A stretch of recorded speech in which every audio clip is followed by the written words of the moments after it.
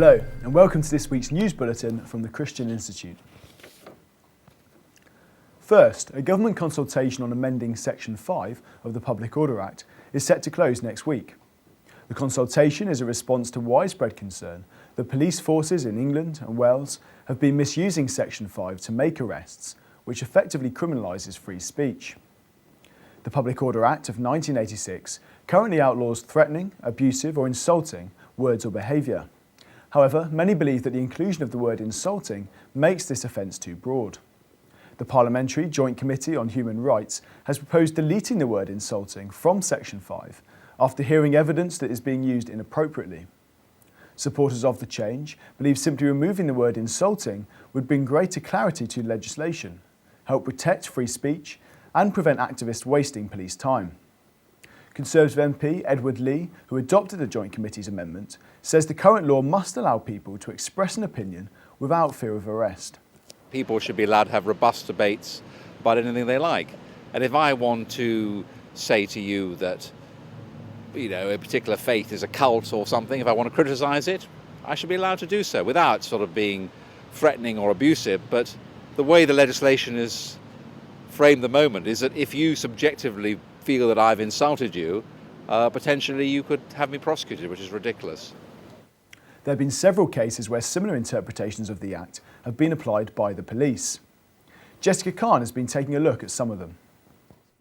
In 2010, Dale McAlpine, a Cumbrian street preacher, was arrested for expressing his religious beliefs about homosexual conduct.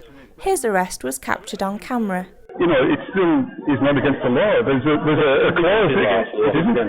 But what about we're pretty sure you're under arrest for racially aggravated Section 5 public order offence. You don't have the same thing for men harming defence. A year earlier, Guesthouse owners Ben and Sharon Vogelenzang were prosecuted after being accused of insulting a Muslim woman who was staying at their guest house.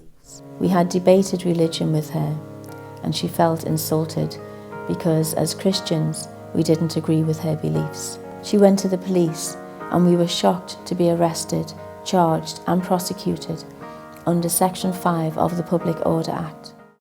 In 2008, police threatened a teenage protester with a court summons for branding Scientology a cult. And in a separate protest, another man was threatened with arrest under Section 5 for holding up a placard accusing Scientology of brainwashing. Okay, what is it about this sign in particular, just to clarify? Okay, brainwashing and evil. Okay? Brainwashing and evil. Okay, associating the two, it doesn't matter. I'm telling you.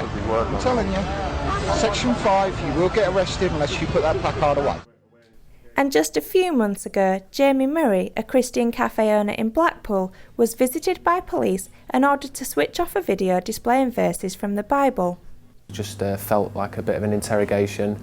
They told me I was in breach of Section 5 of a public order offence by displaying material that could be deemed offensive to somebody, insulting or offensive. It disturbs me actually that we are approaching a state where people can be spoken to by the police, possibly arrested and who knows what else, just for displaying the Bible in public.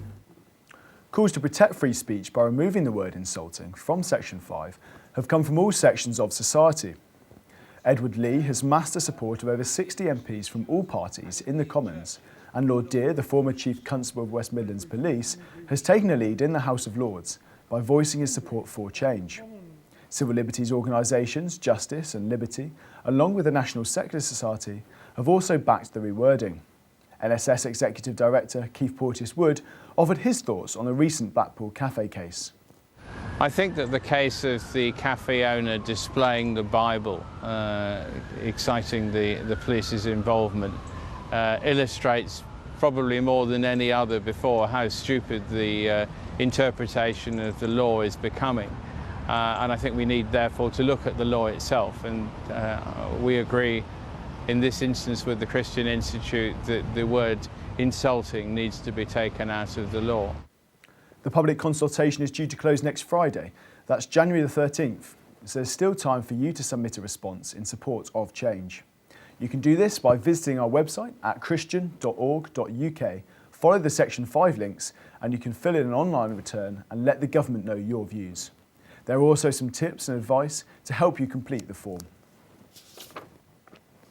Some other news in brief now, and Mr Justice Coleridge, a High Court family judge, has spoken out against Britain's liberal divorce culture, as he announced plans for a new pro-marriage organisation. The Marriage Foundation will aim to be a hub for information on marriage and campaign for family-friendly policies. Sir Paul Coleridge, who said he had seen the fallout from broken relationships in his many years of legal work, is wanting to encourage couples to mend, not end, their relationships. He said, "My focus is on the children. I'm unashamedly advocating marriage as the gold standard for couples where children are involved."